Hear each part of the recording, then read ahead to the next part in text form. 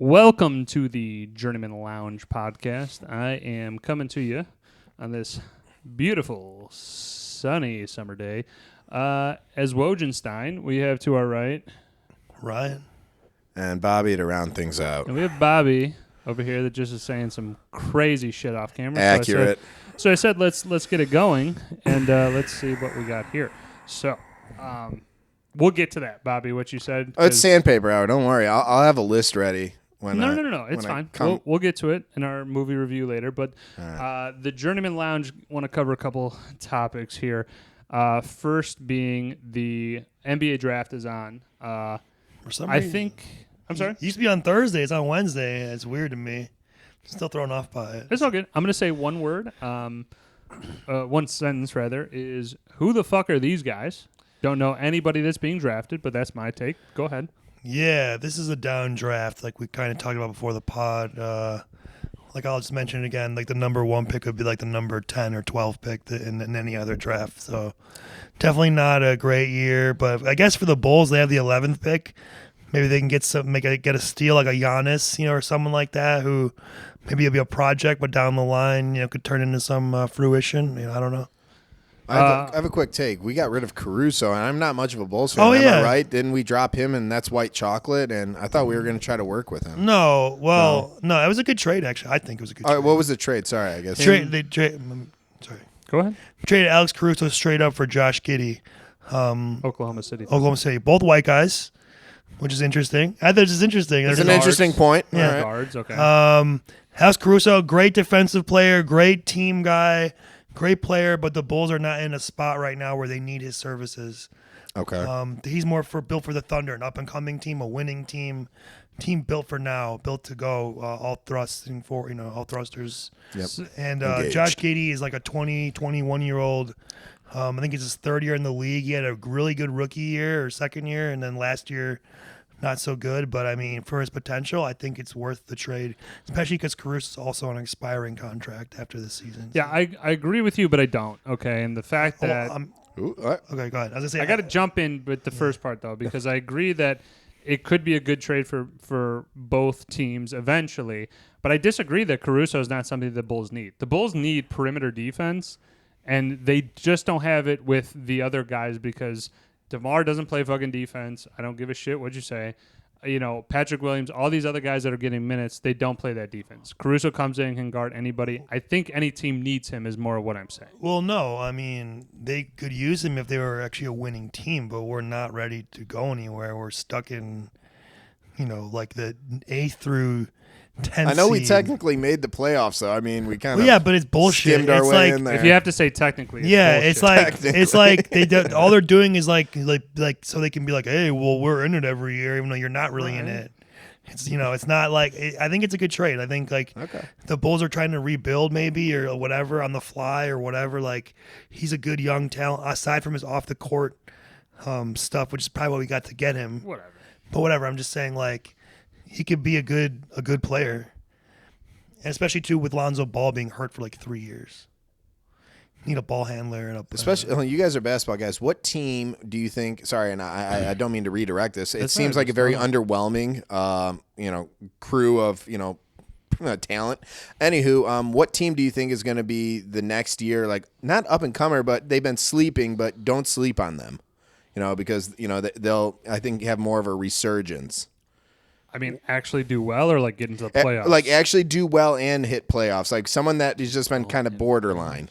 The Knicks got Mikal Bridges. They were already pretty good, but they didn't even. They could have made. It's not really sleeping on. Well, then that's Knicks, it depends. They could be actually contend and maybe make it to the finals. Maybe they got bounced in the second round or semifinal round, whatever. This is what I'll say. Okay, and this is again having no basis in fact. I just have a feeling maybe that Ja Morant just was out the entire last year with injury.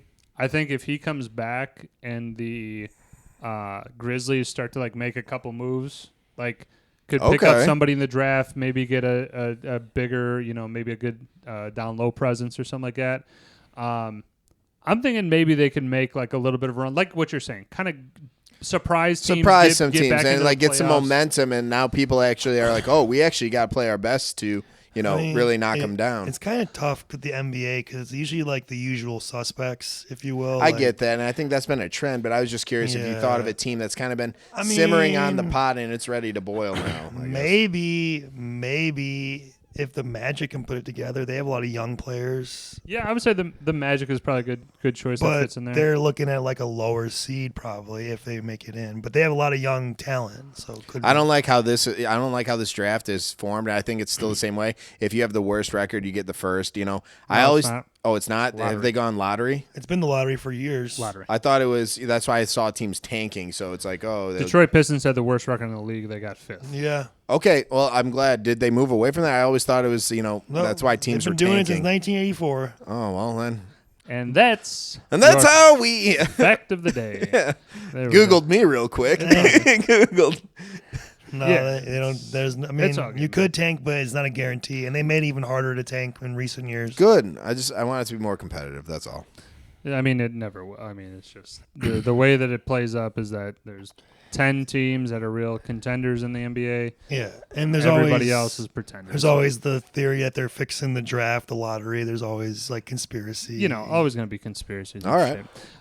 This is what I'll just say kind of to round out because, again, the draft is, these people are not anybody that you're really salivating over to like, hey, this is going to turn the franchise around.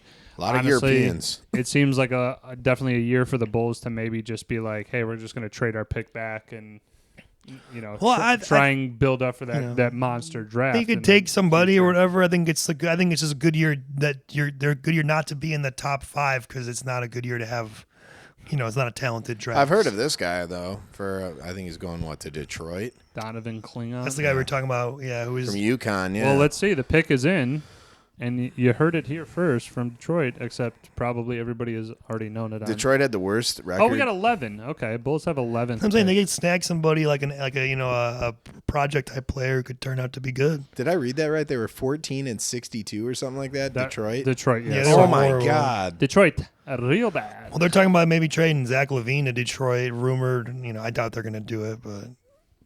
I mean, who fucking knows? But we're not going to hang on for Detroit. Unless it comes up in the next. No, that's fine. Minute, we can move on. Yeah, we can put a stamp on this one. So. And mail it. No, I'm just saying, like with the NBA draft, I mean, we might mention in the second segment about who they draft. Maybe we'll briefly touch on it, but in totality, I'll just kind of echo, okay, what we said before is like, hey, we don't know what the fuck is going to happen. We still have 2 more months of shit. Bulls are going to move pieces around. Let's see what kind of happens and then kind of go from there. Nice job, fucking ESPN. Good feed. Not like the fucking production here at the Journeymen Lounge Pod. Am I right, boys? That's right. We try our best, man, with what we got. So I'm really happy. We incorporated graphic finally. So that was like 30 episodes in. So hey, that was my cool. resume's in crayon. I know. Okay? Hey, you're doing great. You're doing great. He's our production guy. He's the guy behind the computer. So keep it up, Woj. We're loving it. Okay, so let's move on from the NBA into, you want to do golf? Yeah, sure. Golf? Yeah. So we got another. So this is what I'm actually going to throw out here that I didn't tell you guys beforehand here. So in my mind, a Journeyman Lounge Pod outing has at least the original 3 members. So like of course. With me and Ryan going tomorrow. No, it's not an outing. I don't think it's an official outing, right? No, it's an exhibition.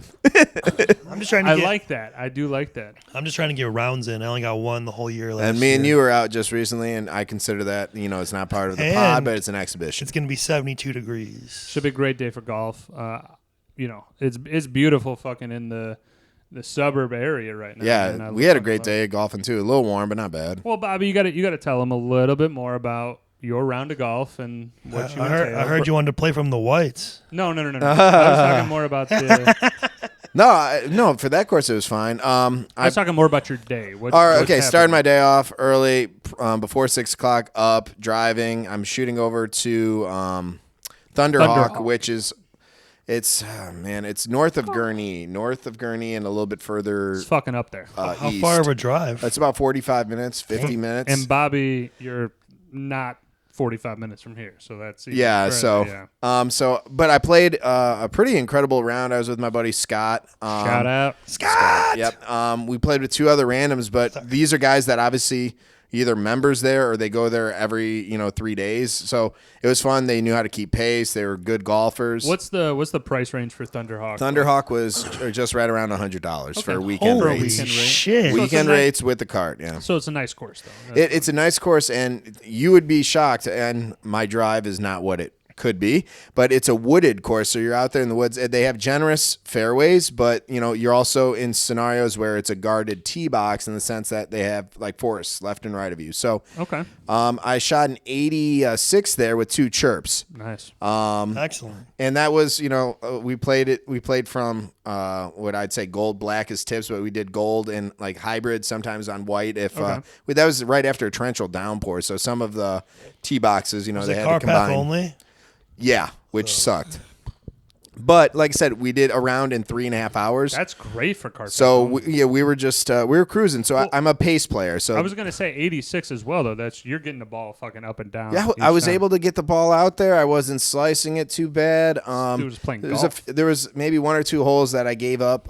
Like all I needed is like a half rotation on it to drop. But 86 with 2 chirps, and the chirps came on a par 5 and a par 4. Nice. Okay, so that was the first round of the day. And then I drove an hour and 20 minutes to play with you guys. Dude. Willow Crest, yeah. We had a few guys that backed out personal and other, obligations. I get And it. that was like $85. What was that one? That was $75. They with gave the us a cart. little bit of a They gave us a discount little 'cause they- discount because Okay, so Bobby, you want to tell them about it? well, we checked in and they had my credit card on file and initially said, "Oh, you're all good to go." So I'm like, I'm not going to pass this up. You go out to the starter. He's like, no, you got to go back. You got to you got to get situated. We were about this close, I would say, To to playing getting a a free free round round of golf. because the lady at the front said, "Hey, you're good." Bobby didn't pay. I showed up. The guy kind of came up to me and goes, "Hey, there was a mix-up, and you guys got to, she thought you were paid up. Go back and pay." And it would have been fine, except the starter has a very direct line of vision to the tee box.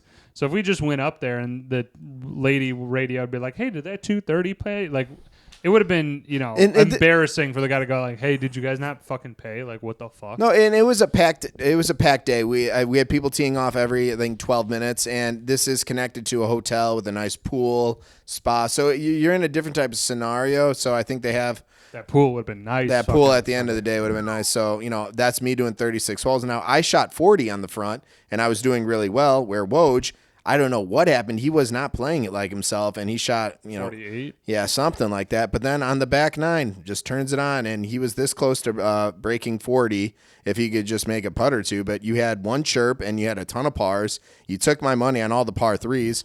And this one was really pissed me off. Oh, we're gonna put. Fine, no, I'm counting. distance This bullshit of all bullshit. Okay, so par 3, it rolled over a few holes, so this was like a $15 hole. They had 3 par 3s on the back, and this thing is sitting about 170 away. And I'm like, all right, let's see what we could do. Woj, like trying to get in his head a little bit. Like, don't worry about this. There's a few things on the left, just focus on. He drops one within about a foot. I'm not even probably inside of a foot. And I'm like, you got to be fucking kidding me. So I was like, immediately in my head, I'm already like, I'm going to have Venmo this fucking asshole, But it was really good. Dude, you were striking the shit out of the ball. Your accuracy on the back 9 was incredible. It was a tale of two. Two. That's how I had it last week. Yeah. I definitely followed in Ryan's footsteps. I wish I could caddy for you, man. Yeah. I'll help you out. I'll Put shave Bobby some on strokes. the Bobby FaceTime. was definitely putting the right reads on there. There you go. Good stuff. We're just playing. We're just antsy. I really enjoyed our podcast outing. That was real fun, and then That having was your fun. brother along. That was So a good again, time. that's the official one when we get 3 guys probably. We all plus chirped. Plus a Chirp, guest. chirp. Chirp, brother. Powers activate. Form of.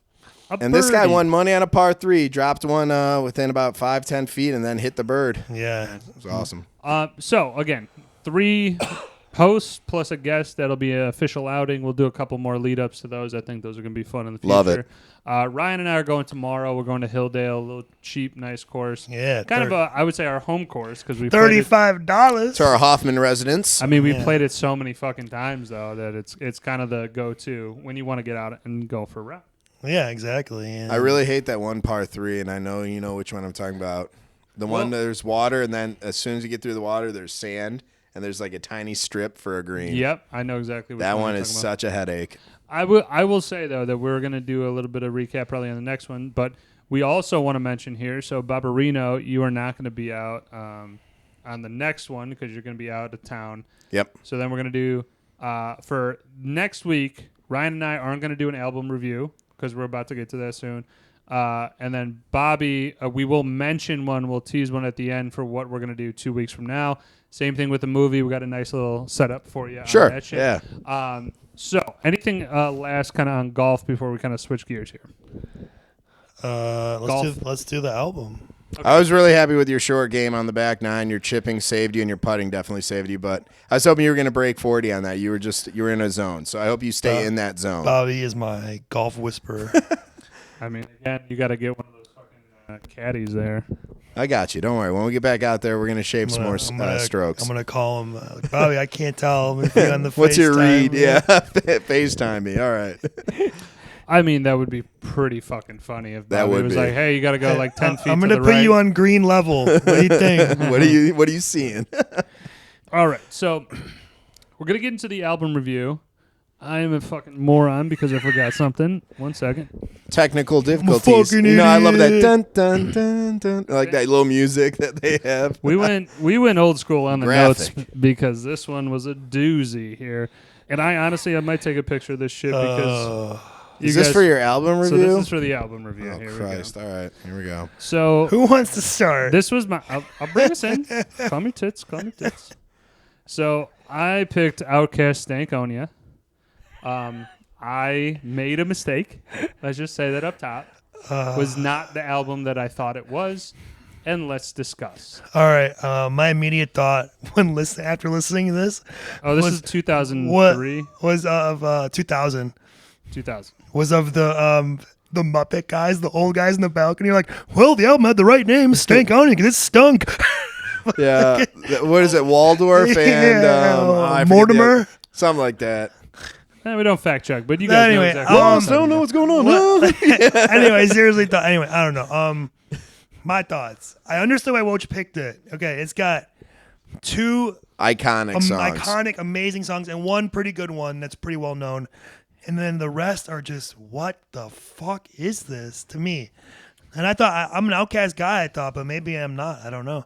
I have the greatest, clearly you're not. I had the greatest hit CD, and I like that one, but maybe that's one of those groups where it's like I just like a couple of their songs and not the albums. I don't know. Right. So I'm going to definitely be on the same train of like, I knew that there were some hits on here. The other ones, I didn't think they were really that bad, and we'll dive into it. But Bobby, just again, we gave you the fucking shot of the cannon review. What'd you think of the album? I'm thinking man on first and second. It's 0-2 count and 1 out, and you ground right back to the pitcher into a double play. That's the feeling that this album gave me. The worst thing you could do is maybe strike out. No, you've done the second worst. Limp dick it to the frickin' pitcher, who then to just 1-2s you. I almost think it's I think a comparison would be a fly out foul ball. Exactly, or something like that. A pop up to the catcher or something. Yeah. It just now keep in mind there are 2 amazing tracks from this. I'm not going to take phenomenal. It away. So I'm not taking away, but the rest of it, man, it was just a hodgepodge of weird sounds. Yeah, just a mess. Weird chaos. Collaborations. Like if a tornado hit a sound booth and then you throw that on an album. All right. Okay. I think it's just a unique style that's more just not our speed, I guess. Yeah, not for me. Sorry. Sure. Okay, so initial reactions out of the way. I'm not really going to go into the experience with it, just because I think for this album in particular, I'm just going to assume, but correct me if I'm wrong here. Like, you probably heard the hits on the radio. Did you actually own the album? I did not. No, I remember first hearing about. I think it was So Fresh and So Clean in 7th grade tech ed. This kid, Michael Cherry, I think was Shout his name. out. I don't know. He was like bobbing on the desk, like boom, boom, boom, boom, boom, boom, like the beat. He's like, "Oh, it's Outkast." I'm like, "Who's Outkast?" I never even heard of him. Right. Okay. And then eventually, obviously, heard of them. Right. Is there a friend? You friends with George Orange or possibly Greg Banana? He's not my friend. He was a classmate. Gotcha. He was a fellow classmate. Or maybe Fruit Bowl or something like that. Right? Bobby, you got me with that one. Carrie Kiwi. Yeah, I know, right? Yeah, the whole gang. Barry Banana. That's who you fucking were sitting next to. Yeah, all right. That's his name. So, Bobby, you got a story with it? I didn't own the album. I heard okay, bangers. I guess I'm sorry, Miss Jackson. That I remember that. I think I want to say 7th, 8th grade, just during the summer when I was about to go to different camps or, just involved like driving from A to B. It was on. And I like it. It's a fun little story in terms of, a story turned into a song and, catchy beat. I do like the artist styling of Andre 3000. I think that he could be used in a different way. I just think that in this album, it's not displayed right. I don't think that the rhythm is right for the rest of the tracks outside. It just... I think they're trying too much. Sometimes when you put too much, like, let things be simple as they were. But it's kind of like what people say about like jazz. It's the notes they're not playing or something. Like, just play the notes. Yeah, right? I don't know. I mean, I guess I'm not let's that just kind of savant. go through real quick here. In switching to like the, I'm just gonna kind of bring up the topic of like skits within an album. I think it's very clear that skits can be done very well. I unfortunately hold on. I feel though that let them like cook. Again, like these ones that they try to do it, skits in your general, like just give me like a 2-second breakdown. Like, what do you think a skit in an album should be? I'll give you an example. Like what I think is like, it should be a brief intermission from a song, but it should play back into a theme of it. It should try and be like, catchy or something. Like Eminem and Usher. Usher doesn't do a skit, but even some preludes to some of his major songs, that adds to it. I don't consider that a skit, but there's like, still Gotta Let It Burn. There's like a minute and a half before that actually starts where there's like kind of something going on and it like leads up to it. Well, we did Kanye in College Kanye Dropout. does that. I was going to say a great example of it. It's usually either like something funny where you have like a comedian or something. Eminem is hilarious. But usually it has something to do with the theme of the album, or like you said, leads into the next song, or is setting up the song, or talking about the previous song. Some sort of connection. And usually it's like got a theme like said over the arching over the whole album, And I just kind of go right into like, I don't feel like any of these did that. They're all over the fucking place. They were kind of just shooting everywhere. Right. They're just fucking Tommy gun spraying fucking all this shit. So that's just what I wanted to kind of just clarify on the skits. And they had like 8 of them. No, I was like gonna say I only got to so many tracks on this album before I just said no. 1, 2. I got at least. I did. 7. I think 4 that I remember listening to. At least 7. 7 out of a 24 song Portland album. I think they tried to do too much. I think they shot their load all over the fucking place. It was not a good experience, and I honestly that contributed to me really not loving the album in total, because every 2 songs was like a skit where I'm like, okay, great, I listened to that for 45 seconds. I am now dumber. I'm now having. I was just so shocked for how good Miss Jackson and So Fresh and So Clean are that.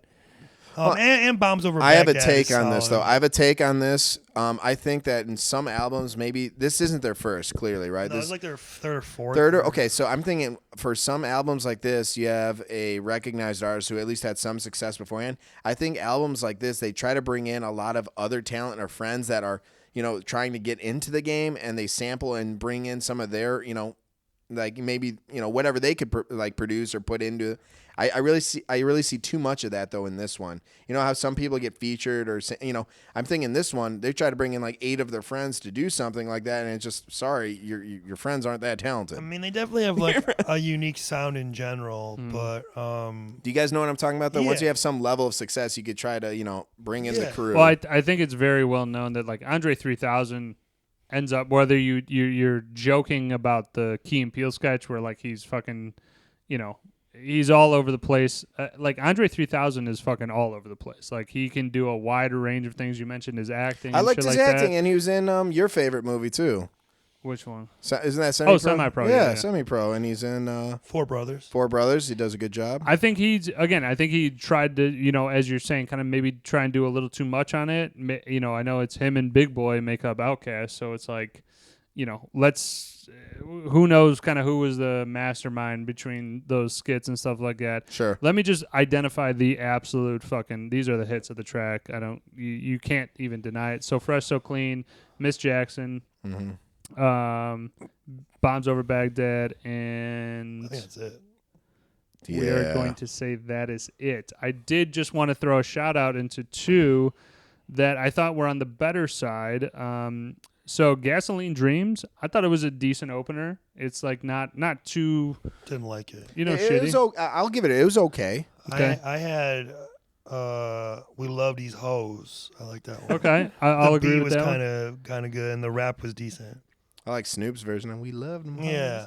I liked Explosion with Be Real. Yeah, I had that one. Because Be Real's Cypress Hill. Yeah, he's from Cypress Hill, but See, I could get on board with them. verse on that is pretty dope. I definitely think that. And then I thought Gangsta Shit was decent. Again, I had a lot of on the thing, which again I think I'm going to take a picture of and show to the fans here, is that it just is like a lot of why are you doing this? There's a song that's called it's just a question mark, and I put down a question mark is fucking right. Like, I feel like a lot of the songs what are you doing here? It's like got either a weird beat that doesn't go where I think it's gonna go, or weird verses or flows from certain people that again are not my cup of tea. I mean, I love Outkast. I feel like they really missed the mark on a lot of Do you really love them though? Let's say we love those two songs. We know that. Yeah, I don't like to use the word love on things that. But they have other hits. They have I get that. I'm saying, but if I had to look at their sample of 180 different tracks they put out, if they have only 10 good ones, do I really love them? I think it's more of an example of that we like them more, as certain things, but not just this album. Maybe like more of their other hits on different albums. I think it's for sure with me a flow thing of like I don't listen to Outkast when I want to listen to some like deeper beats of like I know this is gonna be it's a different mindset, a sick bass line or whatever. I'm listening to Outkast when I want to get like kind of like it's not a pump up, but like it's definitely higher beat. That type of shit with them I think is their kind of like home run space. What is it called? Wheelhouse? Wheelhouse, home sure, run yeah. space. Home run space. I like that home run space. Put it right in my home run space. I don't know. You baseball. clearly never played baseball. Don't know that's baseball okay. terminology. 8th grade All-Star. Oh, of course you were everyone. Woj subbed a couple Participation couple trophy. softball Yeah, games I know. for my team, and we played on the one team. Subbed a couple. I didn't do. Was that the yellow one or the He stood a little far back in the infield and had to move up a little bit. But other than that, you're a solid. You're solid. Hey man, I can play first base. That's about Hey, it. there you go. Tall guy at first. My one friend was like, "Tell him to move up." I'm like, "All right." It was funny. All I was trying to do was honestly just not get hurt, and I think I still turned my ankle running. Was that the 12-inch or 16-inch? I play 16 inch. 16 inch. Okay. Yeah, you could break your fingers that way if it's those. It's the problem is that the running was not like when you're hitting out of a softball. Just real quick, hitting out of a softball swing, yeah. batting box, like batting. Batter's box. Batter's box. Wow, you definitely never played baseball. Okay, I don't know the fucking words. Whatever. Batter's box. I just feel like you're hitting I it, know. and then the get up is slow. Whether I'm just a slow person in general, which is true, or it's like more of like I just am not feeling like when you hit a baseball, I feel like you hit it and you're fucking gone. Well, it's a Softball compact is swing. like, There's a lot of torque in it. Where softball, it's that. more of a lead up. You're Yeah, basically I was crow gonna hopping say, in towards softball, you should be back in the box as far as you can go, and then you step up. You And crow Yeah, but hop you're not like into it, running. essentially. Gilmore. You're Yeah. not running up to it. You're taking like a step in. You're taking right? a but legit step. you can move. That's the good thing about softball. There's no batter's box technically. It's like Okay. I mean there is, but it's like looser. It's loose. Yeah, whereas baseball, you get less than a half of a second to make a decision whether or not you swing. So it has to be very explosive and compact. If I may, Bobby, Yeah. in baseball, you want to play the plate and the strike zone. In softball, you want to play the mat. That's the strike zone. Yes, agreed. Okay. So standing back is better for you because a lot of pitchers put more arc on it and shit. Yeah, and they have that rule where you can't over arc. Some it, leagues have a no arc. Some leagues have an arc limit. It depends. But I don't like it when those guys literally just either chuck way, like a it's haymaker beneficial up there. for you to stand farther back in the box. Agreed. Okay, that's a little dip into softball. I like used to it. play softball my whole life. And sometimes spot hitting is better than swinging big. Spot hitting, like if you know that right fielder's way the hell back, just pop it over first. You're gonna get a single. Sorry, went off a little off topic a little bit. Yeah. You know what, man? It's again this album really was a dud. Again, I thought it was not a different album. I thought Hard pass. I thought it just had better songs on it. For the songs that are awesome on it, definitely listen to those. The other ones, again, you can just kind of sweep those under the rug. They're not really that great. But turning into something that is going to be fucking dope here. Do you want me to make my choice? Let's do the teaser, and then we're going to we're going to do that in 2 weeks. We're not going to do an album review next week when it's just me and Ryan. We may have a special guest. Who knows? But again, tease next 2 weeks from now, and then we'll get into the next segment. Okay. You know what? I'm gonna dip my toe. You guys have both done, what's it called? The compilation album. Sure. I'm gonna dip my toe into that. Like a greatest. Yeah, I'm gonna go with the Temptations, the definitive collection. Okay. It's from 2008. It's got whatever. Temptations are incredible, so this is gonna be 18 good. songs. One of my favorite groups. 18 songs. I'll send you guys the link specifically Yes. so you have it. But I'm gonna go with the Temptations. All Love right. the Temps. I Love like it. it. I Great. like it. That is a great. Hell That's yeah. a great pick, man. Really switching up it. I like I it. figure I haven't done anything like older groups really as many. This is a generational group too. Yeah. Like, I mean, one of the greatest For sure. All right. Before we get into the movie review, which we are going to do, you gotta blur that out though, we're going to some extent of it. Right. Or So put your we're not big gonna, paw over it. No. Bobby, we're using a bullshit camera, dude. They're not. You're not gonna pick it up, but I will blur it anyway. Sure, thank you. For your safety and fucking whatever. But Bobby, tell me what I'm holding in my hand right now, because again, we're gonna put a We'll do an unboxing closer or maybe some picture, pictures. but I'll I'll blur out the information. But this is an owner's letter mailing. Basically, what it includes has 4 different. Right here, both of you guys, right here. But it includes 4 different tickets. So when they do their annual like owners review and talk about different topics, different things about the team, I could send in a proxy. But you could go there, tour Lambeau Field though. You're an owner, so you have some private privileges, and you get to go around. Do you get a really hot fun. dog with it? You get to vote with it. No, but like, do they give you food? Because I could honestly, man, if the Bears gave me like a luncheon. I'd imagine there would be, because you're hosting your shareholders. So, I mean, I'm sure some accommodations are made, but you also have the ability to, before that meeting commences, you could go tour, go to Lambeau Field, and there is, that museum there too with it's called the Lombardi, museum or something like that. I don't know. Titletown, yeah. Oh. But that's really fun too. If you ever get a chance, go check that out. Again, I think we mentioned in one of the earlier episodes, for sure, Lambeau Field is It's great, probably really cool to go to. great stadium to go to. I definitely recommend it. So this is being like a Bears my fan. free pass to kind of hang out with the owners of the company. Or If the owners of Bears had one of those, I almost guarantee I would not buy that. I don't know why. If it was a shared interest, I don't think so. Being part of a winning organization, I think that you would, but Okay, Bobby. I get where you're coming from, because I guess a clock is broken twice a day, but you guys Bobby. haven't even hit that yet. So I guess that All right. you have not seen them win a Super Bowl. I've seen my team win one. We've seen him in a Super Bowl. That's great. Yeah. Seeing them go there. Second place. No one remembers second. All right. Timestamp this Yeah, right that's now. fine. What date is this? June 26th. Fine. Let me fucking predict the future right now, okay? A storm is coming for the Packers. Watch out, I Bobby. will retire before they win Watch a out. Super Bowl. Watch out, Bobby. Watch. Watch Okay, out, Bobby. yeah. All right. We're getting heated up because we're doing Bad Boys 2 Yep. as the movie review. We are going to just do a quick, brief little kind of prelude with the Bad Boys, we're gonna do the original. Yeah. And we're going to talk about this was whose pick? Ryan's pick. This is my pick. Right. And so we're going to do that. Again, we're going to have a teaser for the next week and the week after when Bobby's absent. But stay tuned. Grab a beer. We're going to do Bad right Boys back. 2 Bad Boys 2. I love this. This is fucking gonna be coming great. up. Let's do it. Peace.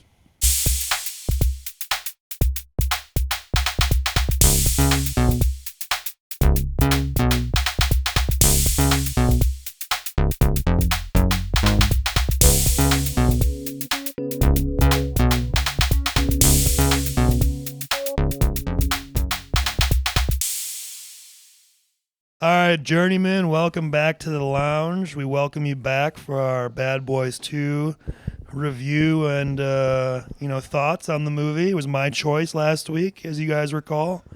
I did kind of pick. I thought Serge was going to be here. He couldn't make it, but It's all right. Serge I will like be Serge. Serge will Okay. be Cool back dude. on for sure. We're going to do a whole So, gambling segment with him. at some point. do you want me to give the quick facts on the and synopsis of the movie first, Woj, or do you want the one with the first one first? No, so we're going to go to the first one first. Okay. Because as it was mentioned, So this one is the sequel. I'll just explain. This is the sequel to Bad Boys 1. This came out in 2003. Bad Boys, the original, came out in 1995. Both directed by Michael Bay.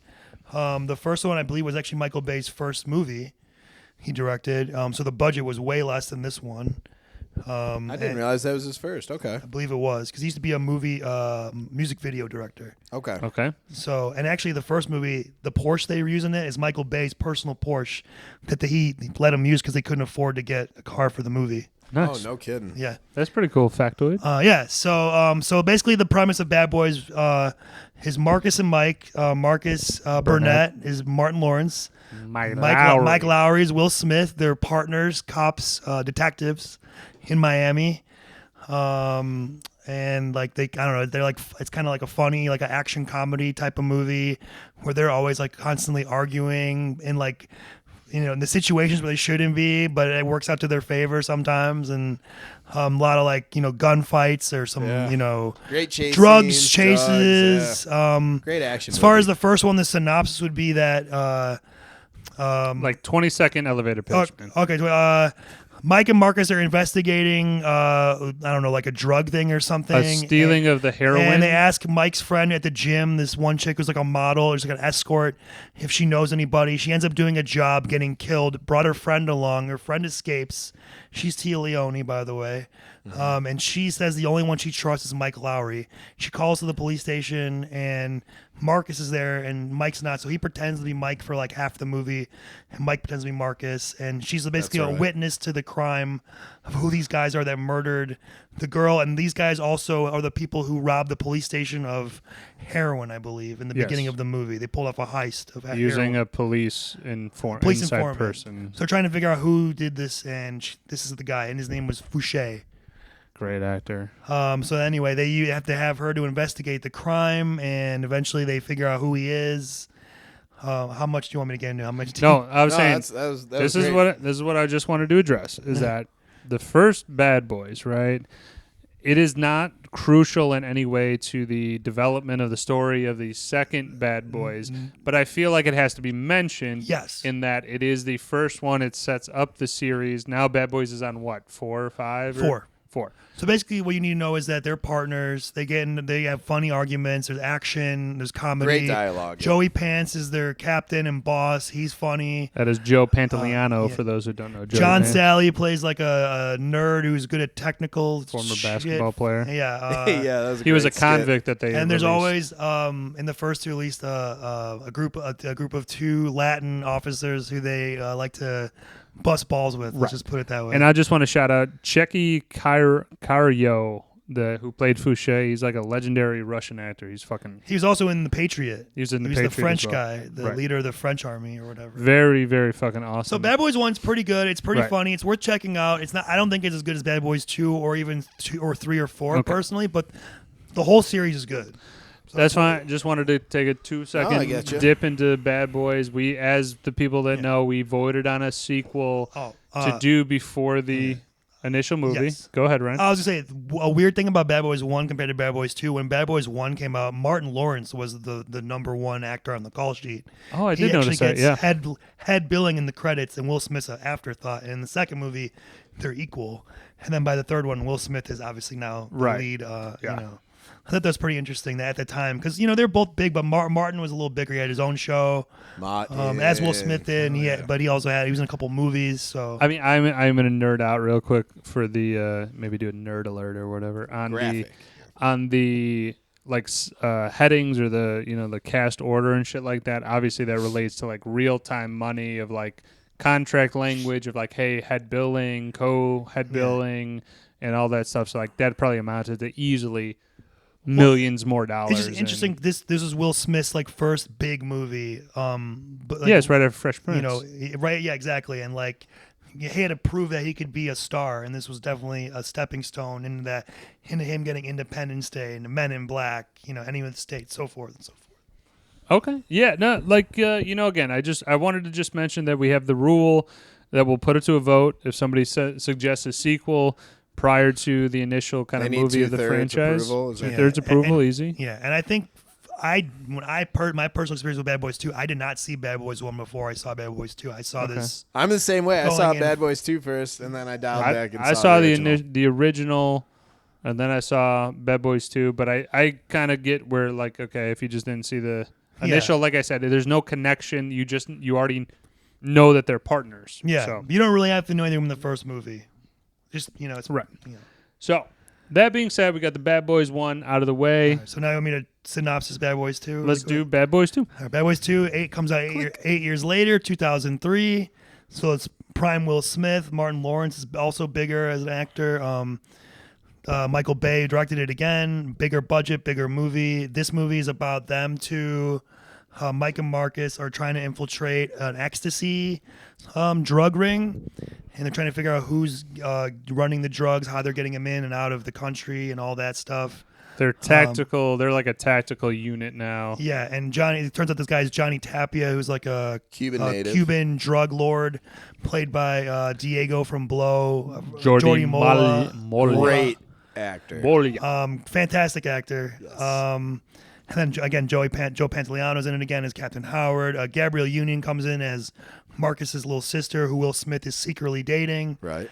And she's also a DEA undercover agent who is working with Johnny Tapia, trying to infiltrate his organization as well. To clean the bills. So they end up kind of combining missions at one point and like working towards the same goal, although In chaos and she's kind of hesitant on it. I think that's pretty much... Yeah, we'll get into the nitpicks of that. You got anything to add to the plot or anything? No, plot's good. It's just like you can't tell the whole... It's based entire movie. out of, Miami, so that's pretty sweet. It's in Miami again, 2003, like I said. So, we talked about our experiences kind of. You said you saw the first one first. Me and Bobby did not. Mm-hmm. What else? My brother had a fake ID when he was younger, before he was 21, and his name was Mike Lowry, so that was kind of fun. That's dope. I guess I would ask you guys. I would ask you guys this. That's pretty cool. So this is obviously a buddy cop movie.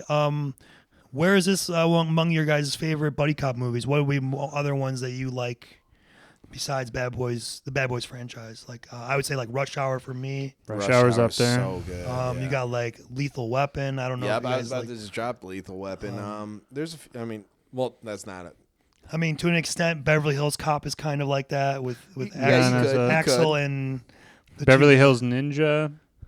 I Okay. suppose. Pretty much yeah. one of the greatest movies. We will do that at some point. And if You got, anybody like, says a goddamn I disparaging love it. word about Love it, No. I will. Yeah, like The Nice Guys, Russell Right. Crowe and Ryan That's Gosling. newer. Yeah, I'm saying, there's What about? Oh no, that's I Once mean, Upon a Time. in Ryan, you really Hollywood, just isn't got to it? stop naming them before I Right. can pull the goddamn name. Otherwise, I contribute to the fucking thing. You keep.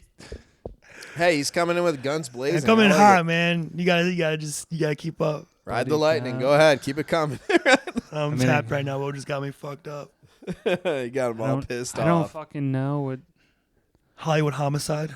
No, not really. Die Hard, technically, if you want to say 1, 2. No, I would do kind a- of number 3 with Sam Jackson. Yeah, you could go that route. Or Pulp Fiction. They're two killers, not cops. See, I think the dynamic remains the same though. If you got some Heat? comedy, That's not like it's not like yeah, a you're comedy. Right, sorry. no. You're right, those comedy. are more action. But I'm thinking like there's not a huge.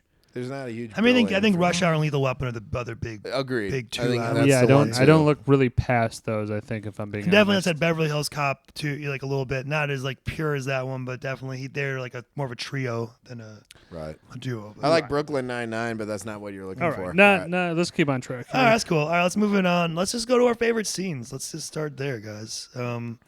Let's start. Whoever wants to start, give me Yeah. one or two. All right, I'm gonna mention two things up front here, which just kind of play into the scenes. Is like Michael Bay is an action film director. He does action right. Like I think Hell yeah, that's he does. pretty. We'll give him the nod. Straight and narrow. Michael Bay is going to do a good action movie. Second thing, Jerry Bruckheimer produced both of them. and Don Simpson. And Don Simpson. Okay, cool. Nice job, Don. Isn't he a producer on? They both were. Remember Titans, Jerry Bruckheimer, Okay. Oh, but I was thinking of. and Beverly Hills Cop. Okay, well, Sorry. you're right What about else him were you interrupting. fucking thinking? Yeah. No, there was what's that show where everyone goes the greatest or what is it? The people go traveling around the world. The Amazing Race, is that what it's called? Around the world in 80 I days. think he's an executive producer. on Yo, that. Shanghai The Noon. Amazing Race. Oh, Shanghai Noon. Shanghai Noon. Throw it up there. I think that's it. The Amazing Race. I think he's an executive producer. I remember seeing that name a bunch. Oh, you're talking about Donnie Boy, Don Simpson, right? Well, he died I'm like. talking about the TV series. Sorry, let's get back on. Are you talking about Jerry Bruckheimer? Yes, I'm still on that. Oh, who gives a fuck? All right, man? yeah, moving forward. Go ahead. All right, well, let's start with. Let's go Keep with giving the, me shit. Let's go with the scenes, guys. Let's the favorite. Can I go then? The Pink House scene where he goes in there with The Haitian drug lord. the Haitian shootout. drug lord. Yeah, the devil here. Why you have to? Yeah. So that entire the entire 10-minute sequence or 15-minute sequence, every bit of it, it adds layers. It keeps getting better. Real good camera work in there with the spinning camera in both That rooms. was cool. Great cinematography. Used Yeah, I there. got that written down. That's for my sure. favorite one. Jury, Michael Bay doing the. He does a lot of those. Mark is really funny in the bathroom. Like, Mike, you want to talk? Let's talk. We are not immigration. It's so funny. Or at the end, he's like, "Yeah, let's this witness or this potential witness. Let's talk to him, Mike. You barbecued all the witnesses."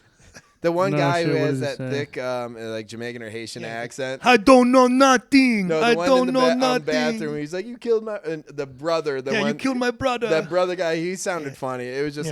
He's like, and then they killed everybody in the fucking thing, and then he goes over to the guys. He's like, "Oh man, he can't tell you shit, man. His brains are all the way the fuck over there under the end table." He's like, then he looks back. He's like, "This guy, he can't tell us shit. He's all fucked up." Two of the coolest scenes was that kind of keyhole scene where he's like, "Got you," and then it's like, he had the gun like ready for him. Shoots him right. He was firing through this hole, and then the other one is like he used the mirror, shattered it, used it. He's like, "All right, I know him. He's right there." He's like, "All right, you better throw down your weapon and just boom and just see ya." Absolutely. The gun scenes, I think the shooting and all this, and it's. I mean, you can honestly break it up of like action scenes and comedy scenes. Like they're like there are definitely like a handful of each. That Right. Let me my throw out a favorite scene, couple slow-mo bullet scene of the in the beginning. the beginning, but then also at the end Yes. with the fucking But through. the beginning gets shooting him through his Which ass. one? If you had to do Through a the- scene, the I'm first- no. I'm saying that there's two slow-mo scenes. I'm taking the end one in Cuba where they're fucking with the Johnny nationals, Depp. right through the No, and that's how you shoot. right through the fucking right outside third of eye. Guantanamo. Yeah. I'll do that one, but I'll also do the Radio Shack scene, the Reggie scene. I mean, Yes. those are goddamn The hilarious. Reggie there. scene's an all-timer. That's probably the best of the movie. Who the fuck is Reggie? Who the fuck? Motherfucker, you at least 30. Not a Then fight. then he also, I mean, the Tapia House and subsequent chase scene. I started to kind of actually sour on that a in little Cuba. bit. In Cuba, they get the Yeah, me too. The sister gets kidnapped over to Cuba, and they go on this wild thing, which we'll get into a little bit more about the specifics of that.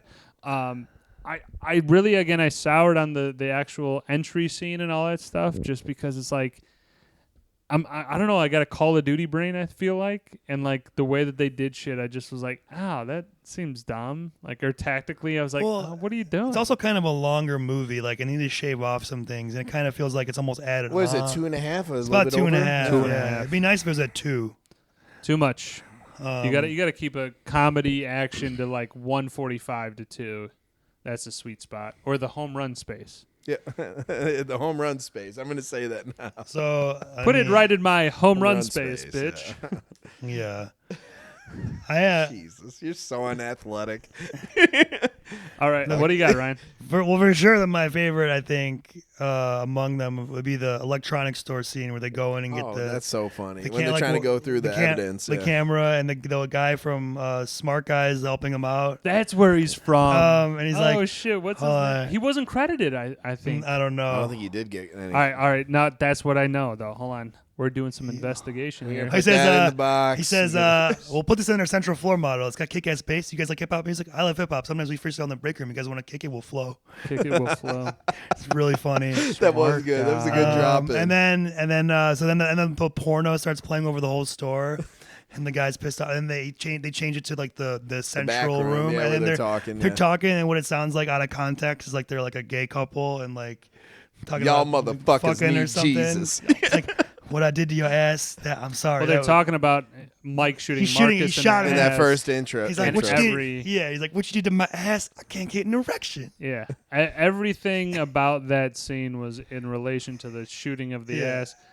They just went right for the no filler. It was all like, I loved I it. can't believe you felt that way. It's It's like, shit got out of hand. It got rough. You know how it be. What I did to your ass. Yeah. And then it's like that.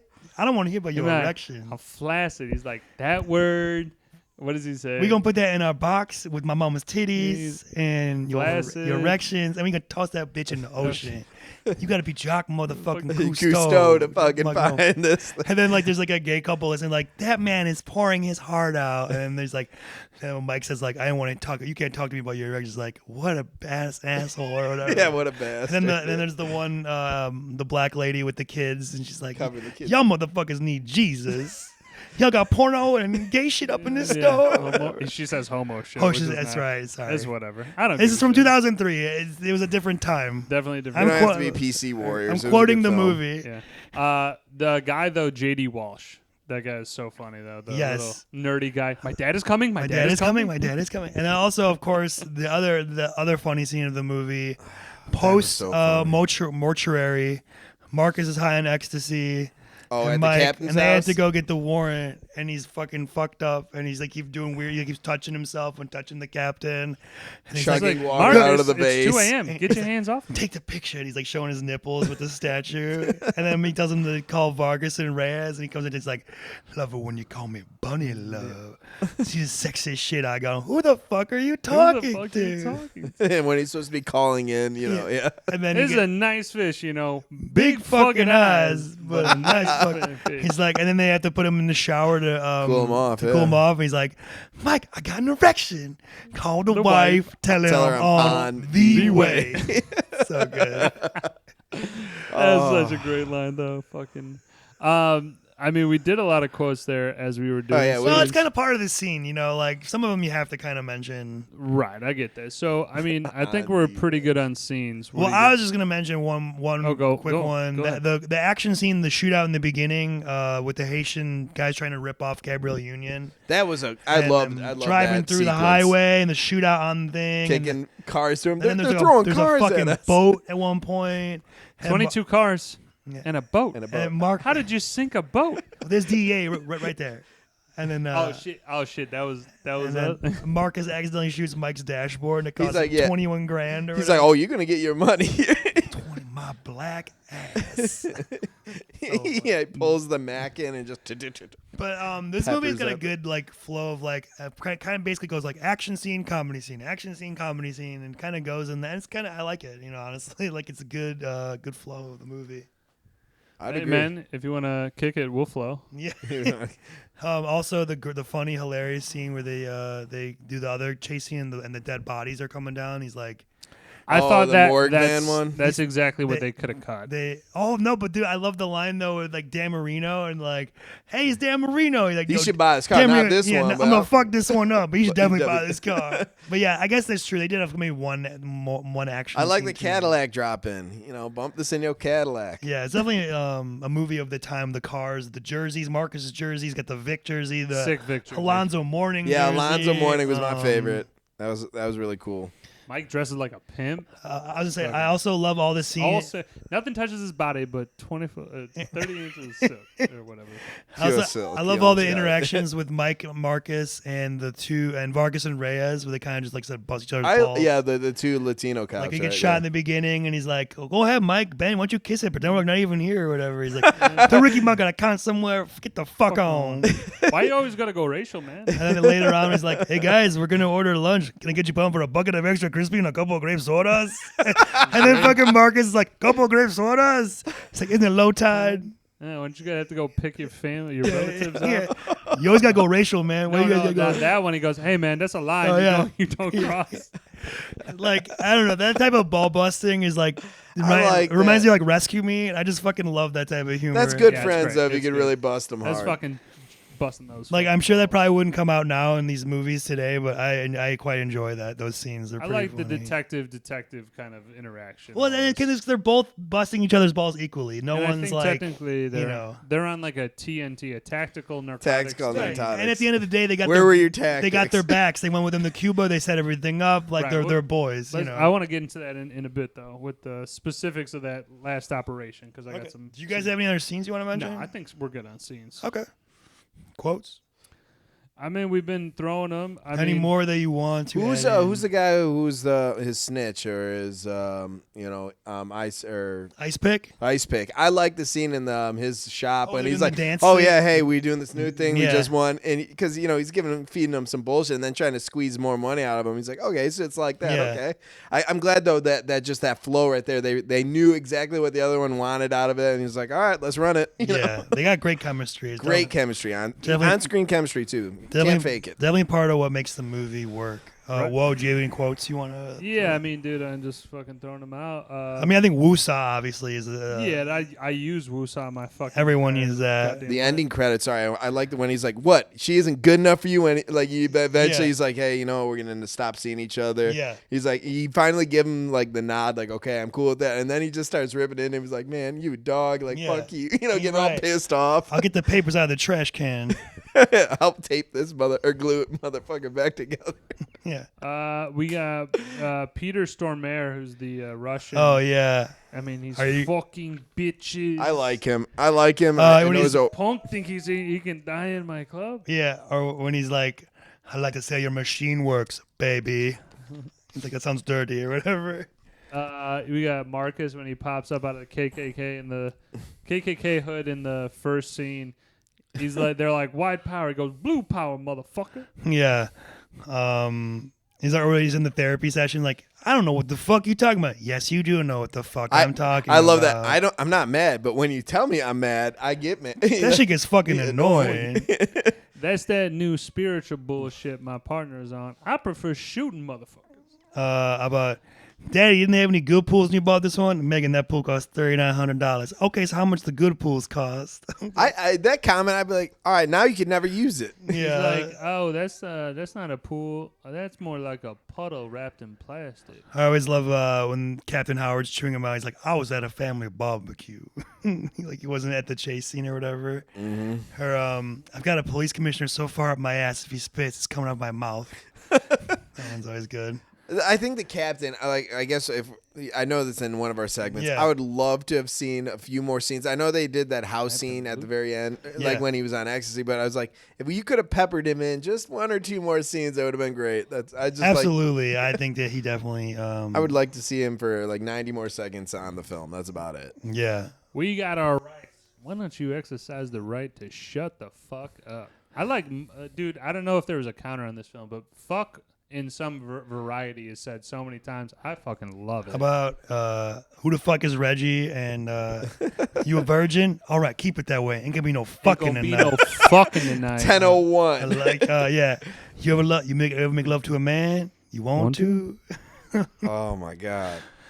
Why you airing my business out? He's like, I just got out. I ain't going back. Also, this Joey Pants one. I have so much brass up my ass I could play the Star Spangled Banner. I think I got you. And we were talking about the draft That's idea before. Great. I mean, this one's got to be the best. He's like, "I can't believe you guys. Do you both wake up in the morning and call each other, 'Good morning, Marcus. Good morning, Mike. How you doing? So how are we gonna fuck up the captain's life today?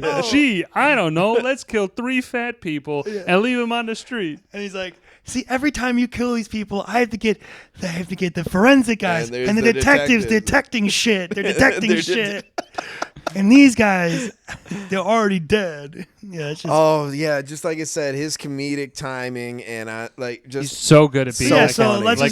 just get into that. Hold on, you got a couple last ones. Man. There's a lot of go ahead, man. I'm sorry. A lot of quotes here. Great film though. Like I said, they could trim it down. I mean, definitely. I think obviously we ride together, we die together. Bad Boys for Life. Obviously, we have to mention that. That's a pretty good one.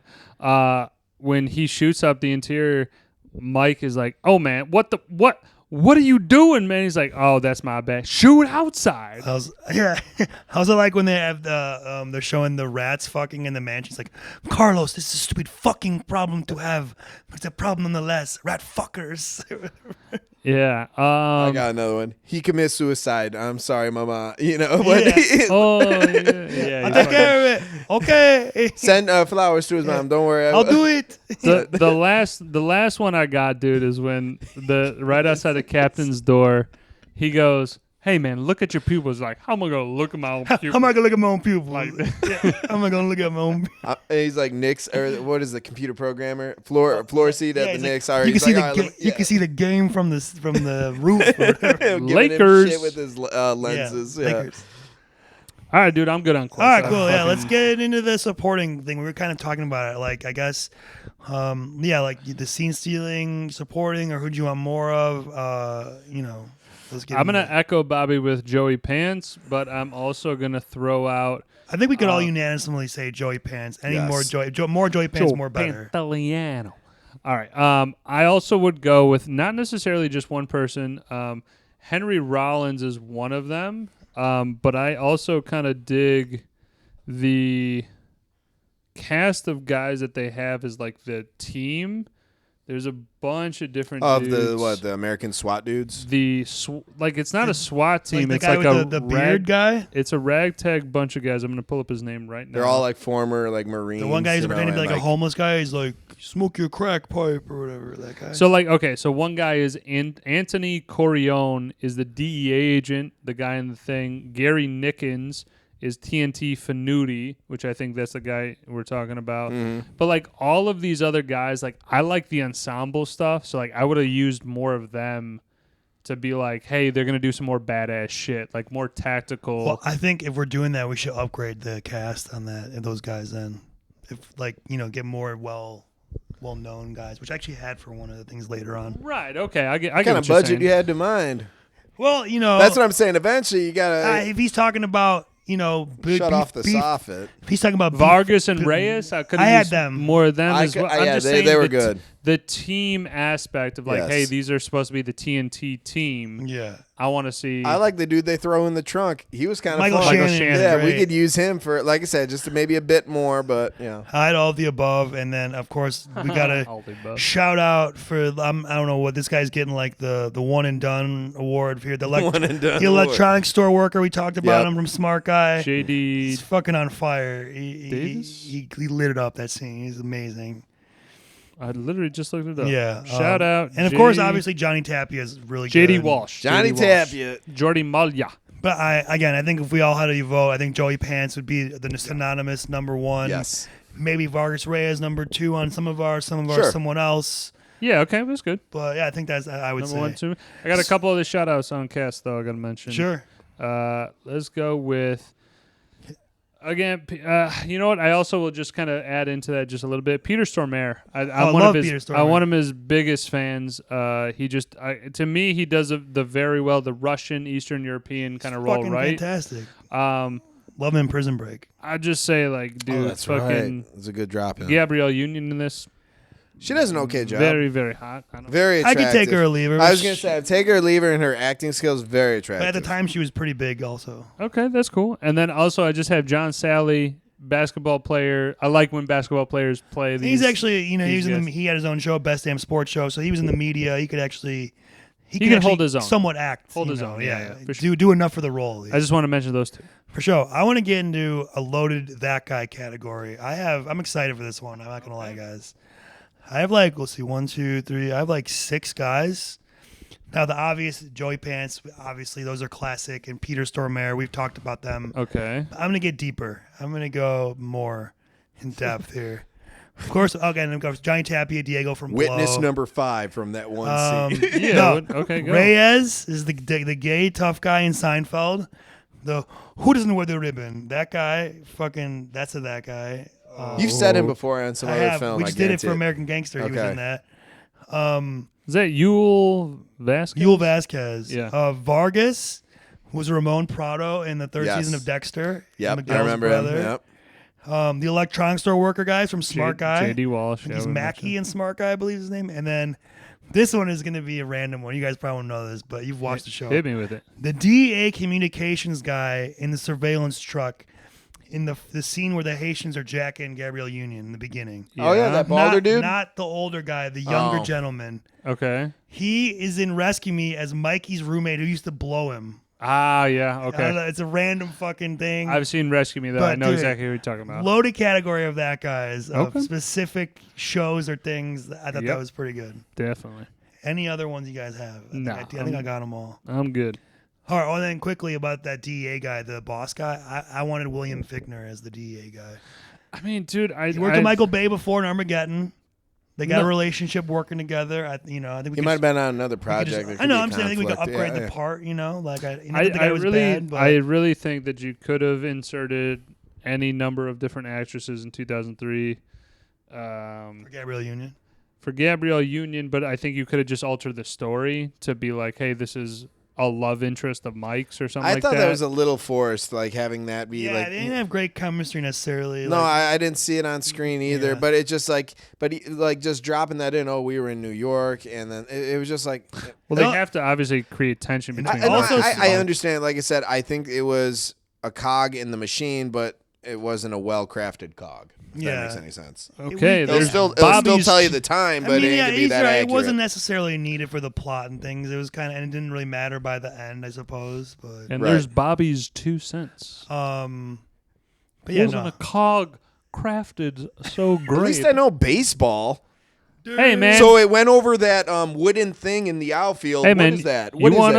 You wanna put a beer in my home run space? It's fucking done, dude. It's crushed. Home run space. Oh man! All right, let's move. Moving on. So I mean, I had the needle drop category. There's only like 4 songs in the entire movie. Right. There really wasn't. There's a lot of. They pepper shake your tail feather throughout the entire movie. Nelly was huge when this came out. Yeah, they made the song for the movie too. And then besides that, I had Rollout from Ludacris. Love Luda. Yep. Move Solid. Bitch from Ludacris. And then the theme from Cops, the Bad Boy song. So Luda at the end. Yeah, I mean, obviously the Shaky Tail Feather is just, it's fucking. It was made for the movie. They peppered it out throughout the whole movie. And that's also what I want to mention. That was Will Smith and Martin Lawrence also sang on the soundtrack. I love when fucking actors make. Well, Will Smith actually is a rapper, a musician first, actually. Well, before he was an actor. Right, but I'm just saying the 2003 is like his heyday. Of like, he's kind of winding down with the music, I suppose, somewhat. No, but I'm saying in terms of notoriety and shit, it's like it's one of those people like. If you're big enough, you can sing. Like, if Tom Cruise wanted to be like, hey, I'm going to sing the soundtrack, people would be like, okay. It's prime Will Smith time right then. Sure. 2003 for sure. Right. That's all I'm saying is like that. Martin Lawrence is also, I would argue it. They're kind of like, maybe not the peak, but definitely up there still. Yeah. He has so much notoriety. I mean, a lot of the songs, though, is like the Michael Bay, the score, not the songs, but the score is definitely like, I think it's a little repetitive, if I'm being honest. Yeah, he's not really going out on a limb with any of the... It's like the same shot, the same music behind him. Well, you're always going to get the sweeping down, looking upward shot of them. Typical Michael Bay. Which I was going to say, get into if we have any cinematic shots we want to mention. We already talked about the Haitian shootout with the spinning camera. That was really cool. I think the slow-mo you talked about with Johnny Tapia and also shoot through Marcus's ass in the beginning.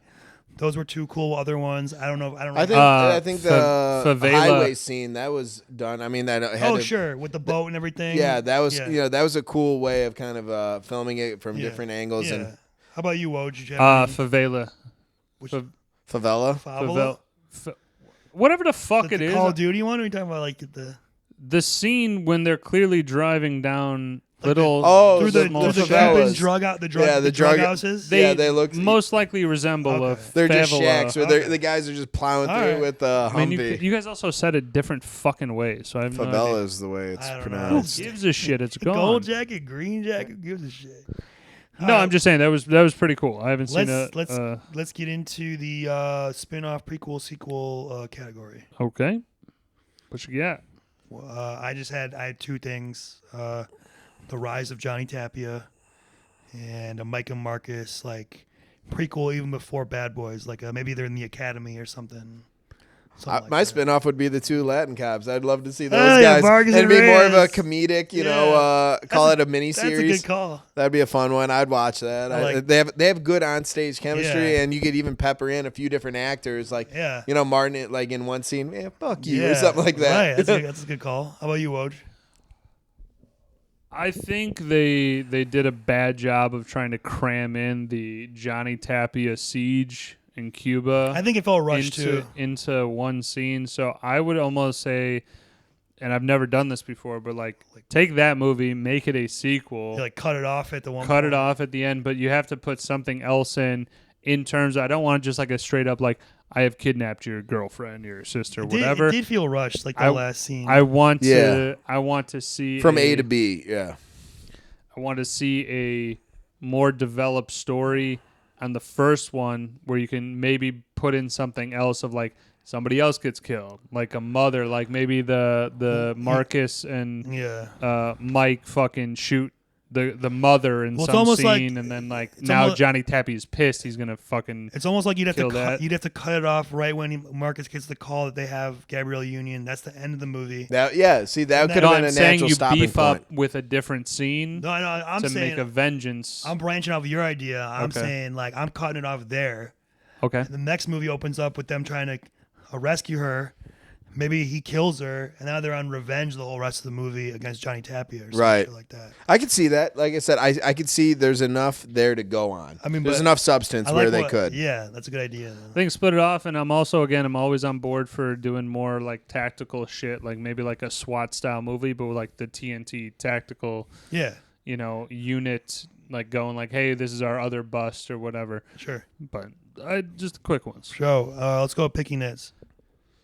Oh yeah. I'll just start. Marcus and Mike don't always shoot their weapons correctly, or they're all over the place. I mean, like they're like movie shooting, but they're cops. Cops are supposed to shoot like with form. Generally, they're shooting like sideways, like gangsters. Like yeah, that was fun. Kind of watching that. Mike is rolling on the fucking ground. Yeah, that was so stupid. Yeah, yeah, like or like you know, moron. like Marcus is in the bathroom when he kills the one guy. He's shooting like this. I don't know. Like, well, one problem I had was let's say they repel the first barrage of military, folks that come in. And like I said, they had an RPG that blew up the one section of the house. But down to that, like after that moment, they were with pistols and semi-automatic rifles. I hate to say it, the guy who was sitting on the LMG up top, you're gonna be shredded cheese. I don't care where you're running. Like I kind of didn't. And then they just get away in a car. I kind of didn't get the whole thing at the end with the army. Like, were the army in on it with Tapia? Yeah, or were they not? He was funding. He's paying. But that was the U.S. Army and the reserve or whatever. He's paying the army of Cuba. No, I know that's the Cuban army, but when they get to that's the U.S. embassy. When they get to that's the American soldiers, it's American soil. He's technically. not paying them. That's what I'm saying. Yeah, but like. What are you missing here? I don't get what you're. They were trying to go to Guantanamo that the Cuban military he was like, couldn't you're in really. Cuba, like it implied, like that, like like it didn't matter that the U.S. Army was there, like he was gonna just. Yeah, because Cuba is a different country, so I know, in but they're Cuba, American soil. No, but that's just a prison. No. On Cuban soil, Johnny Tapia is king. Yes. On American soil, the army is going to fuck him up, but he doesn't obviously step on American soil. He was. No. I'm saying he was, after. I'm saying after he gets fucking caught up, they're going after Johnny Tapia. They flee. He flees with the fucking girl. They were storming warrant. Like, you don't get a warrant without due cause. They were going to get his money. They were going to get all his shit. And they're not marshals. They can't go I understand. But I'm just saying, though, is that like it's a very fine line between he owns the Cuban army. There's no affiliation with the U.S. Army. Like they honestly they should have shot all of them. That's what dead I'm saying. That's what I'm saying. Like he was still holding a gun to his head, and so was the other guy.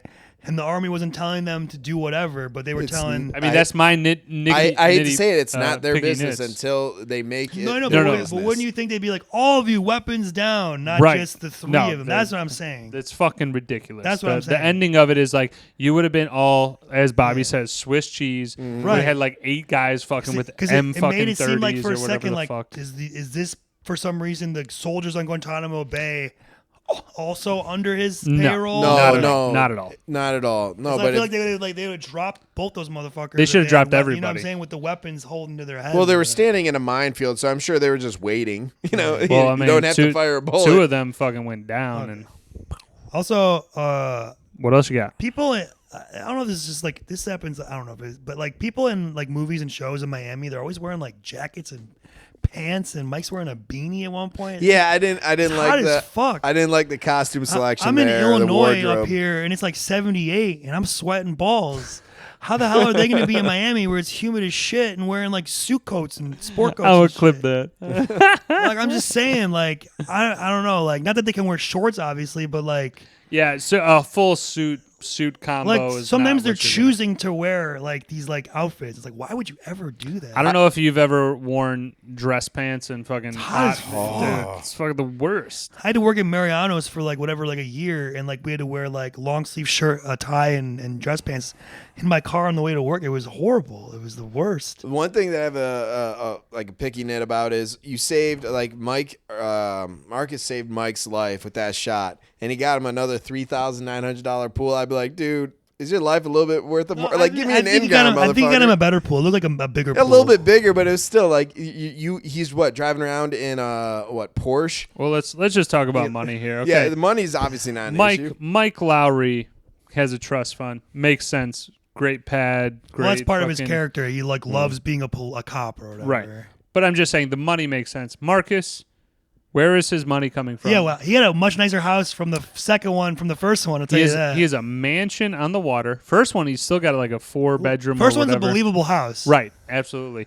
Second movie. It's a nice house. The second one, sold some drugs in is between a A and B. mansion lakefront. That's like 1.5 million. Don't quote me on that. People. Are Oh, in fucking Miami, going I nuts. guarantee it's. But I'm closer just to saying the 10 money doesn't million. add up. You can maybe even make a fucking stretch out to left field to say, hey, the wife makes a lot of money doing something. You but know, it is I'm bullshit. sure he got a pay bump in 8 years, but not that much. I don't think. You know what I mean? The money doesn't make sense to me. No, it's but I think that's part of like just Bad Boys 2, where it's like bigger, more overblown, like bigger, like just like Yeah, they can't have him Michael living Bay in- just going off. You know, like They're not going to show him living in a fucking like 2 fucking bedroom house with 4 kids. Michael Bay's definitely known for 3 his kids. like extravagance and like fucking going all out. Opulence. We dropped a lot of F-bombs in this episode. I think There were a lot of F-bombs in Bad Boys too, so it's I fitting. know. It's fitting. I'm just saying, like collectively, just kind of listening to us. Who gives a fuck? Did you guys have any? Yes, I did.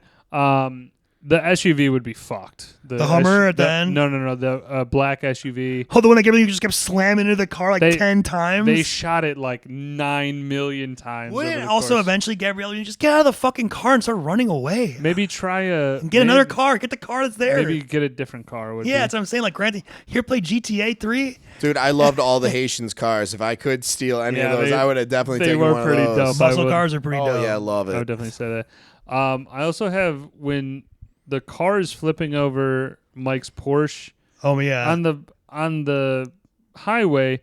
Marcus reaches out the window and then goes, "Oh shit!" It's like, why the fuck would you reach your head out when a car's flipping over, you moron? Yeah.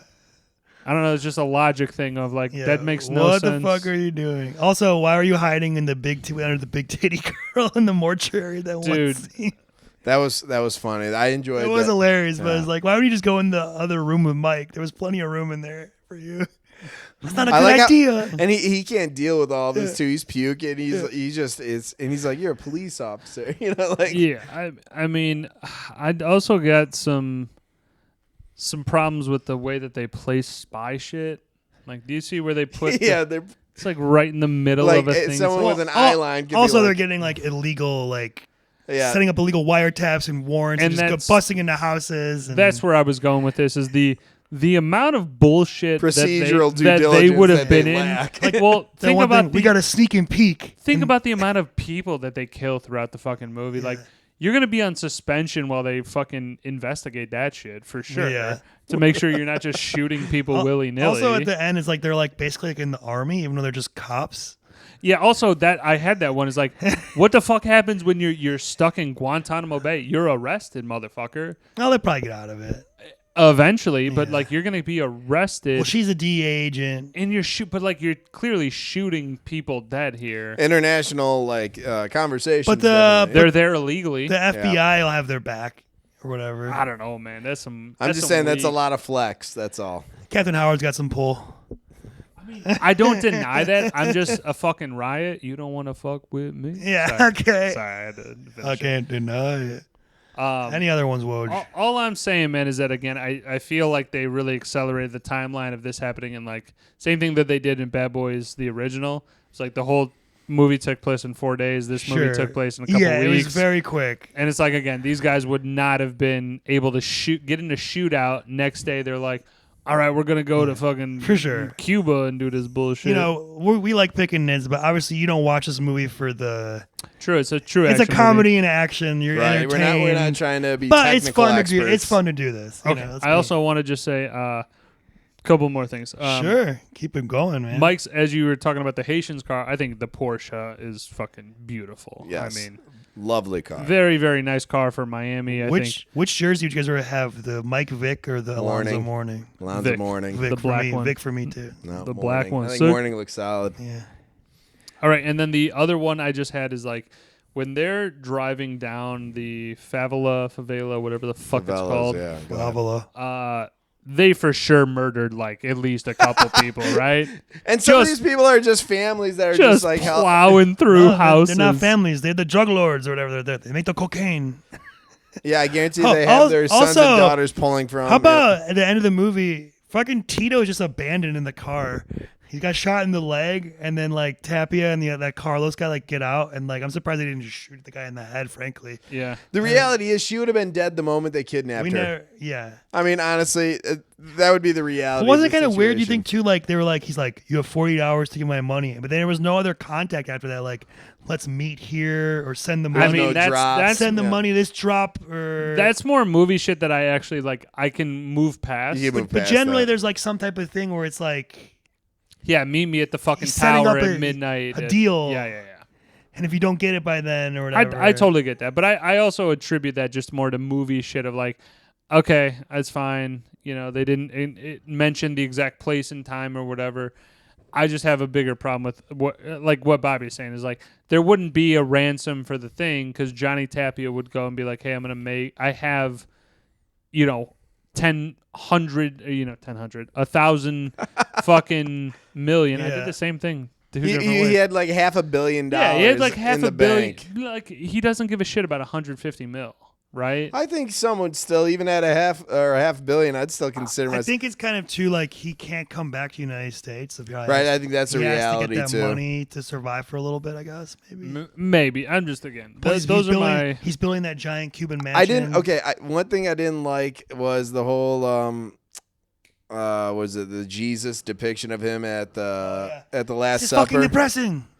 So, but one on the flip fucking side, beautiful, something that man. I liked was that one dude, he does that like smirk about his daughter, and then he says he was just being a dick, and I'm Put like, your fucking balls no, off. but I was like, I kind of agree with him towards the end of it. He fucked up left and right. Sorry, buddy. I don't care if you're my cousin. Like.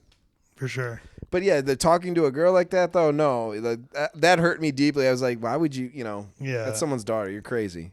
All right. See, that's that bullshit. I just have one Bingo. last thing before we get into the ranking. All right, hit us with Is this your favorite? What's your favorite Michael Bay movie? Is it this? Is it something else? And I have some just in case you don't know them.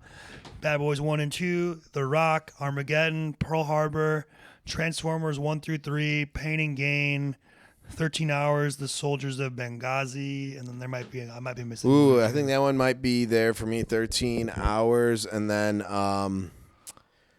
sorry, Remember The Rock. I didn't realize he was on The Rock. The Rock is up there for sure. After Bad Boys. No The kidding. Rock is up there for sure, which we will do on this podcast. I fucking swear to it. The other one I would put up there is the first. He did the first couple Transformers, I think right? The first three, I think. First three. I love the first one. The first one was solid. First one, first two. Second one's not bad. I was like, it's kind of to me, it's very much in the similar. They're trying to sense squeeze of, every like- drop out of that franchise. Yeah, you just like you could tell God. that they were like, oh shit, this is a hit. We gotta move it along. But I still throw both of those up there as like good movies. Fucking seem pretty fucking dope there. Yeah. This would definitely be my favorite, Bad Boys 2, and then I would probably say Transformers, the first one, and then it's not a good movie, but I have like kind of some nostalgia for it. Some of Pearl Harbor, like the main. I like Pearl Harbor. The yeah. main Pearl Harbor. the attack scene is fucking awesome. Like the Yes. 40 minutes of that. The rest of the movie, it's kind of shit. Is I mean, Cuba Gooding in that but one? Yeah. Okay, yeah. Let's keep the No, but, movie but review. that 40 minutes is fucking is pretty good. You were gonna say immaculate. I like was. it. I think it was about right. Pretty But good. I'm just saying, let's keep that because again, I think Pearl Harbor could easily be one of the Well, I ones. don't think I didn't think I was gonna choose it, but I think we can do that later down the road, but like I want to really, save that stuff. I think what you're keying on is just simply Michael Bay does an action movie very well. he does certain things well with the action, but not so much with the story and the storyline. dialogue. Yeah. I agree with that. Absolutely. All right, let's go to our own stream or skip and the grades. Okay, I'll start it off. I do own this. This is kind of in the same vein of like you guys saw this first. I own this one first, and then I bought the original, the Bad Boys 1, as you said before. I think Bad Boys 2 is definitely a movie to own for the simple fact that it is a great action flick story about action, and they Comedy. You know, the comedy part, one picky nit that I actually just remembered right now is just more in the fact that, like, some sentences or dialogue, rather, in a chase scene, a fight scene, whatever, works perfectly. I think they did a little too much in this where they were trying to really maximize, like, jokes per minute. Of being like, oh, shit, he has to say something back. It's like, if they didn't do that, I think I would have enjoyed it a lot more to have a perfect balance of it. But, like, it is what would you say? What were you describing it as before? Comedy, buddy action? buddy cop comedy, action comedy. Action comedy, buddy okay. I just think that, again, if they did a little bit without that, I would go... you should own it again, just for the simple fact that action-wise, it's a great action movie, right in Michael Bay's home run space. And so I'm gonna throw out an 8.4. Okay. I think again that the Bad Boys franchise, and I might get a little bit of hate from this, is like it's not really my favorite because started to get between this movie and the second to this current Bad Boys. What's the third one? Bad Boys. The fourth one right now. Yeah, but what was the third one? Third one was Bad Boys for Life. The fourth one's Bad Boys Ride or Die. Right, which again, as you said, doesn't make sense in the name title-wise. Yeah. But what I'm saying though is that the Bad Boys for Life that came out in 2019, 2020, right? Mm-hmm. Same thing. 17 years between sequels. I feel like they lost the luster. Actually, you know what? To try and do it. I think they were waiting for it to come back around. I gave my circle. Yep, I gave my 2 cents about it. Mine is, so Ryan, if you want to, no, Bobby can go first. I'll touch on it after. That's fine. Mine, honestly, I enjoy this film, but I would not want to own it. I'd stream it. I know that's kind of opposite of what you guys are feeling, but the problem with streaming it, so this is the caveat, is usually when you stream it, you see it and it's edited. Maybe it's on TV, and they're going to axe out a lot of the swearing or some scenes. So if you can't, I would say stream it, or if it's on, try to get the one that's not PG-13, the original cut. Yeah, can I just add on that? Yep.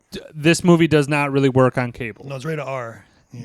It does not do it justice on cable. Right. That's the Reggie scene is awful. Yes. It ruins the goddamn movie. Which is the best scene of the movie, and it ruins it. The motherfuckers in there is just, it's perfect. Yeah. Oh, you a ludicrous looking motherfucker. Well, what's your number, Bobby? Sorry, had to interject. I put it at 7.9. Like I said, I think that it was 20 minutes too long. You can even mark it 2 hours, right? I think that's fair. And just... like I said, less is more sometimes. And to Woj's point, it's good to be funny. I love the one-liners, but I think, like you said, during some of the scenes, they were just trying to inject it in there, and I was just like, it didn't sound organic or didn't make sense. So but it's still a fun movie. If you're looking for an action movie and you want to see things blow up and guns, it's right up there. Now, Woj, I have a question for you. Sure. You were talking about the other movies. Have you seen the third and fourth Bad Boys? Yes, I have seen the third one. Not the fourth one, not the new one, though. I have not seen the newest one. Okay, now I would say I've seen all of them. I think all the movies are good. I honestly think the worst one might be the first one. I think the third and fourth one are good. And I know what you're saying, and we talked about this earlier, pre-pod, about sequels coming out too late after 10 years or more after the other one. I think the barometer and a lot of times it's a miss. I think these are good, man. I think these are honestly story-wise better stories and more more better more well-rounded of a movie. But I don't enjoy them as much as this number 2. But I also have nostalgia for this movie. I agree that the story for the Bad Boys Forever, For Life. I agree that the Bad Boys for Life story was better than the first 2 by far. It works. It works out, and again, the age works out. But this is the thing: is that again, once you get into that 10-year stretch, 10-year plus stretch, which this one came out 17 They're playing years. on nostalgia. That's I think it works though because they change it up enough. With they add the ammo crew and like that, and making it more serious, kind of a little more serious than the other two. I think is works in its favor. I would say. I'm just pointing out though that again when you go 10 years plus, you have to explain that again. They're going to add in a new generation of people. The whole plot line of Bad Boys for Life is that he has a kid. Lowry has a kid that is from a fling and all that stuff, right? Yeah. I think it's cool though. You get to see the characters develop over time, and like especially for like the last two, Reggie, he gets more shit to do, and like especially in this last one, you didn't see it. Oh, okay. He actually has kind of steals the movie in the one scene. Nice. I think it's really cool that they bring that stuff back, and I think it still works. Like I think definitely some sequels, like we talked about, like Anchorman 2 or Zoolander 2 or whatever, they don't work, but I think these still work in my opinion. I'll have to check them out. I'm gonna put a bow on my feelings here, and then you I'll give my final your final thoughts on here. Sure. It's just simply that the longer that you go after the sequel, the fine line between good and shit, I feel like it becomes so much more narrow. The longer that you go, people are older. I would say the success rate is less. Right, yeah. But I think that this one bucks the trend, I would say. These movies. I think it can definitely make a resurgence. I would also just kind of add in that like the Jurassic Park, I think, was also a good example of like making a good resurgence back to the franchise. The first one I liked, the whatever it was, I forgot. The first Chris Pratt one, I enjoyed that one. Jurassic World. World, yeah. And the other two I did not care for. I'm just saying, though, is that like these franchises, it is possible. As you said, it's just more rare when you go longer. I think the timeline, I mean, we're in our 30s at this point, but I'm tired of just the revamps. Like for me, I've seen 3 different Incredible Hulks. Could we please get some originality in some movies that it's over. That's a whole. Just for we me, get into a whole pod about that. By the time I get to 50, I'll have like 7 different Spider-Mans, and it's just like at some point, could they just say, hey, let's actually pick up a script or a book that's successful and just do that? Well, this is the thing, Bobby, that you're talking about is even with doing a book, hey, this is a book of something that's already been thought about or whatever. I just think, though, that, again, there's not going to be a resurgence of stuff that is going to be, hey, this is original. Well, it's only going to be original. It's only going to be revamps and reboots and all that shit.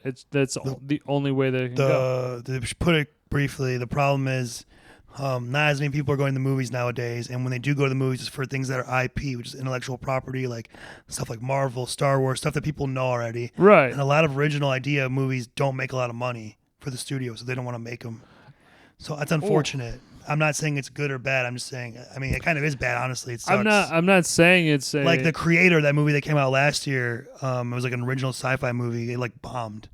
And it was like, big budget, looked pretty good, and I'm gonna say something very simple. Sure. Make a good fucking movie.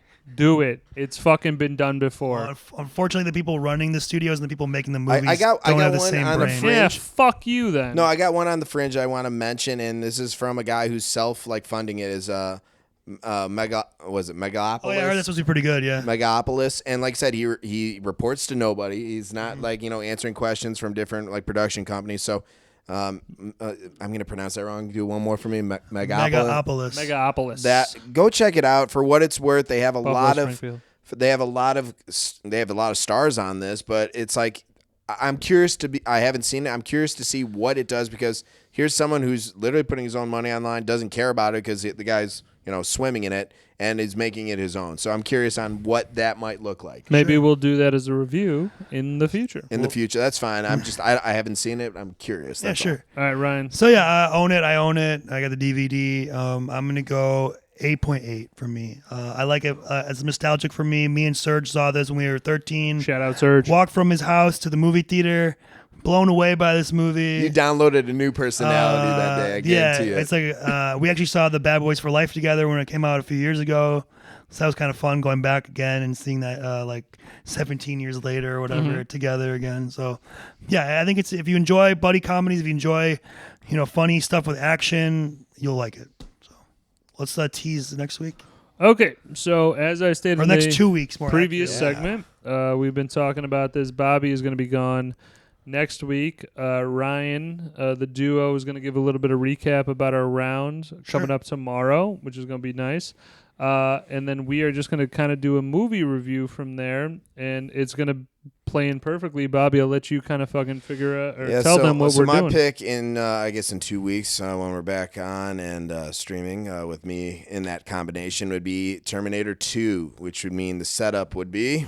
The Terminator from 1984. Me and Woj will be tackling that. So T2 is one of my personally favorites. For me, I feel like I'm getting back-to-back weeks of my favorite movies. So I'm ecstatic. Ryan's in the I'm winning. This is like a top 10 movie for me. Ryan's doing it too at Lars. So we got a good movie review coming up. The Bad Boys 2 again.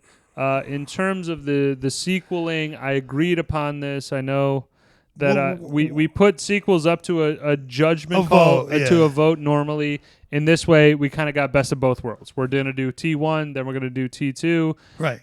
I would also very much venture a guess that we're probably not going to go too much deeper into that. We don't. You don't really need to with the Terminator franchise after T2, T3, T4, you T7. don't. They attempted. I mean, you can if you want, just if you like Terminator like I do. But Terminator Genesis was one. Salvation's not bad. 3's okay, but it's like a retread of 1 of 2, basically. So again, we'll get into the Terminator franchise coming up. Again, boys, great episode. Bad boys fucking for life here. We ride together. We die together. Bad boys for life. It's good shit. Bobby, good shit. Have fun on your trip next week, dude. We'll talk to you all a little bit later. The Journeymen Lounge podcast. I also want to mention here at the end, which nobody's fucking watching at this point, but the Instagram is up and running. The Journeymen Lounge pod. Just search that shit. We got some stuff from the first outing. We're going to post more shit. We have an unofficial mascot coming to your we're phone. going to bring her involved. I love it. Yeah. Unofficial mascot coming up. So tune in for that shit. We'll put a little shebang-a-bang right there. And, boys, sign her off.